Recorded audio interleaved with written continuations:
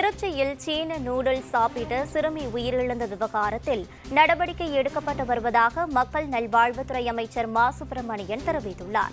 அரியலூரில் செய்தியாளர்களை சந்தித்த அமைச்சர் மா சுப்பிரமணியன், சீனாவில் இருந்து இறக்குமதி செய்யப்பட்ட புல்டாக் என்ற நூடுல்ஸை சாப்பிட்ட திருச்சியை சேர்ந்த சிறுமி உயிரிழந்தது தொடர்பாக நடவடிக்கை எடுக்கும் பணிகள் நடைபெற்று வருவதாக கூறினார். சீனாவில் இருந்து இறக்குமதி செய்யப்பட்ட நூடுல்ஸ்கள் ஆய்வகத்திற்கு அனுப்பப்பட்டுள்ளதாகவும் சோதனைக்கு பின்னர் மேல் நடவடிக்கை எடுக்கப்படும் எனவும் அமைச்சர் சுப்பிரமணியன் கூறினார். சேர்ந்த ஒரு 13 வயது ஒரு பெண் குழந்தை அந்த சைனாவிலிருந்து அமேசான் மூலம் இறக்குமதி செய்யப்படுகிற புல்டாக் என சொல்லப்படுகிற ஒரு நூடுல்ஸ் வாங்கி அமேசானில் ஆன்லைனில் ஆர்டர் செய்து வரவழைத்து சாப்பிட்டு இருக்கிறார்.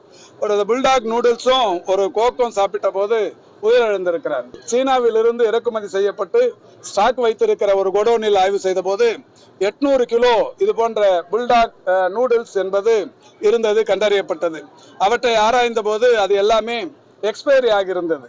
எனவே அந்த எக்ஸ்பைரி ஆகியிருந்த நிலையில் இருந்த அந்த உணவுப் பொருட்கள் உடனடியாக கைப்பற்றப்பட்டிருக்கிறது, பறிமுதல் செய்யப்பட்டிருக்கிறது.